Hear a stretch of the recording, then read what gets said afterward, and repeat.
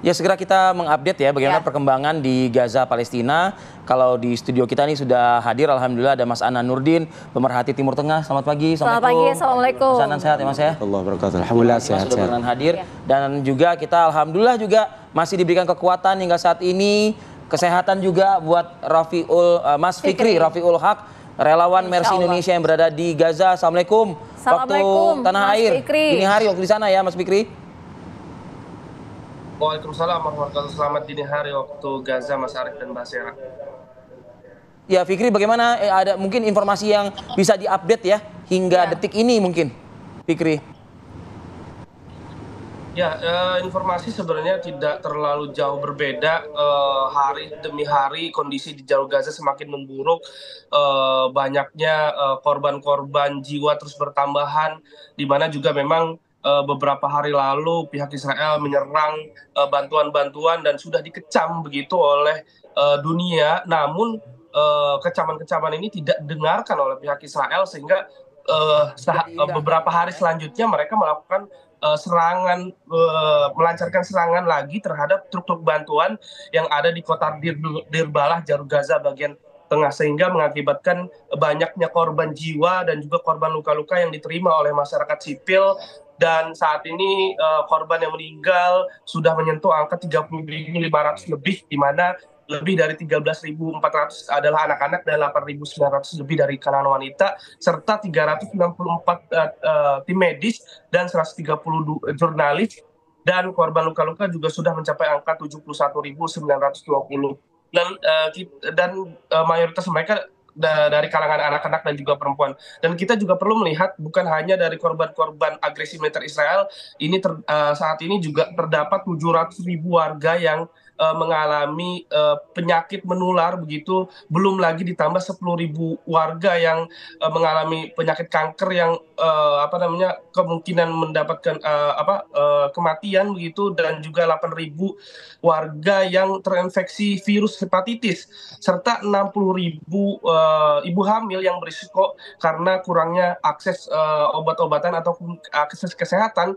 Karena perlu ketahui juga memang sampai detik ini juga bantuan-bantuan masih sangat sulit untuk masuk ke jalur Gaza, sehingga ini membuat jalur Gaza semakin memburuk. Bahkan kematian setiap harinya terjadi yang ada di jalur Gaza akibat malnutrisi terhadap anak-anak dan juga kekurangannya bahan pangan yang mereka terima. Bahkan informasi yang saya dapatkan ada 15 anak yang meninggal yang dirawat di Rumah Sakit Kamal Udwan yang meninggal karena kekurangan bahan pangan ataupun malnutrisi juga yang mereka terima, serta saat ini masih tersisa 6 anak yang kritis yang dirawat di rumah sakit, dan memang rumah sakit tersebut tidak memiliki obat yang cukup dan juga bahan bakar yang cukup untuk melakukan terus beroperasinya rumah sakit tersebut. Dan juga sampai saat ini juga pihak Israel sebenarnya informasi yang dari Gaza Utara juga bahwa ada sebuah kuburan juga yang ditembakkan dibom oleh pihak Israel. Artinya pihak Israel ini menargetkan seluruh apa saja yang ada di jalur Gaza, baik warga sipil yang masih hidup maupun yang sudah meninggal. Bayangkan, kuburan pun menjadi target mereka. Artinya mereka tidak memiliki kejelasan untuk melakukan serangan-serangan ini. Bahkan ada video beredar juga yang dirilis oleh pihak Israel bahwa ada 2 orang yang sedang berjalan santai, dan mereka mengira satu orang itu membawa RPG. Namun setelah diteliti oleh media-media begitu, bahwa 2 orang tersebut adalah warga sipil, bukan dari kalangan pejuang, karena memang mereka berjalan dengan santai membawa tepung terigu, dan juga satunya membawa sepeda, sehingga ini dibom oleh pihak Israel melalui udara, dan akibatnya meninggalnya dari 2 orang ini tersebut. Dan ini sekali lagi pihak Israel terus melakukan propaganda untuk membenarkan serangan-serangan mereka terhadap masyarakat sipil yang ada di jalur Gaza. Belum lagi kasus-kasus pelindasan ya terhadap tahanan-tahanan yang ada di jalur Gaza, bahwa ada foto juga beredar, ada sebuah remaja begitu yang diikat tangannya dan seluruh tubuhnya sudah dilindas oleh tank baja. Dan ini sebenarnya kasus-kasus inilah yang harus diungkapkan juga, yang harus diperlihatkan juga ke sidang internasional, yang sebenarnya harus dilakukan sidang-sidang serius untuk melakukan hukuman-hukuman terhadap militer Israel, Zionis Israel. Baik Fikri. Ya, Fikri, kami juga saat ini juga menyaksikan seperti apa perkembangan pemberitaan di stasiun televisi Al Jazeera. Nah, karena ada Mas Anan, mungkin Mas Anan bisa digambarkan Mas Anan sambil kita munculkan visual dan juga audio agar Mas Anan bisa membantu kita untuk menceritakan apa yang sedang berlangsung di stasiun televisi Al Jazeera. Baik, terima kasih. على كيس طحين أو بعض المساعدات الإنسانية القادمة من جنوب قطاع غزة وبالتزامن مع دخول هذه المساعدات. Saya belum bisa mendengarkan audio secara langsung dari Al Jazeera TV, tetapi ini adalah kejadian yang langsung terjadi di lapangan, di mana dikatakan bahwa begitu banyak orang-orang yang ingin mendapatkan bantuan dari yang disampaikan dari truk-truk yang datang ke sana, tetapi ternyata malah mendapatkan serangan luar biasa dari militer Israel. Ya, bahwa dia katakan kita hanya ingin mendapatkan makanan dan minuman untuk persiapan bulan Ramadan yang akan datang. Tetapi ketika kami sedang mengantri makanan tersebut, tiba-tiba beberapa tentara Israel bahkan dengan tank baja mereka, bahkan banyak yang dilindas dengan sengaja ketika para orang-orang warga Palestina ini sedang menunggu bantuan. Saya sebetulnya hanya ingin mendapatkan bantuan, tetapi bahkan ada juga anak-anak yang lebih kecil dari saya juga akhirnya mereka tewas dan menjadi korban dari serangan dari Israel tersebut. Kita sebetulnya masih menunggu bantuan truk-truk bantuan kepada jalur Gaza sampai hari ini, tetapi itu sangat terbatas sekali yang datang ke jalur Gaza.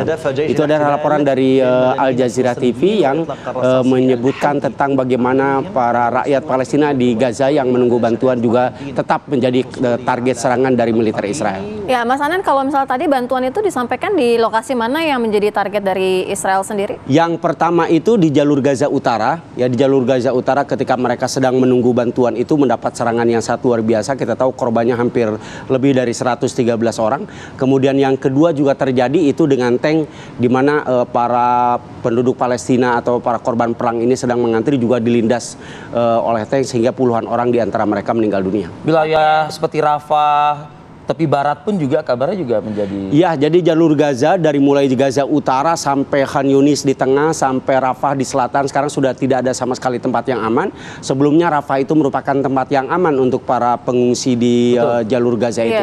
Nah, selain di Rafah juga ditingkatkan serangan, sekarang di jalur Gaza, bahkan kota Ramallah yang merupakan tempat ibu kota Palestina, tempat Presiden Mahmud Abbas berkantor, itu dalam sejarahnya sekarang merupakan serangan terbesar yang dilakukan Israel di kota Ramallah ini. Artinya sebelumnya sudah menyasar ke pemerintahan Palestina dong? Ya? Betul, sudah menyasar di kota-kota, bahkan ada satu rumah yang dibom langsung oleh Israel dan dihancurkan sehingga mengakibatkan seluruh penghuni rumah tersebut meninggal. Jadi hingga saat ini tidak ada lokasi aman satupun juga ya di sana ya? Ya, sebelumnya mungkin tepi barat dikatakan aman gitu ya, karena di situ ada Ramallah, ada Jenin, ya kota-kota tepi barat. Tapi sekarang sudah tidak ada yang aman karena semuanya diserang tanpa kecuali baik itu di jalur Gaza ataupun di tepi barat. Kita juga pengen pendapat spill juga dari Mas Anan yang mengikuti dan mengamati juga bagaimana hasil atau mungkin juga perundingan yang dilakukan oleh 3 negara ya, yang kita ketahui ada Qatar, Mesir dan juga Amerika Serikat. Usai jeda pada berikut kami akan kembali ke hadapan Anda.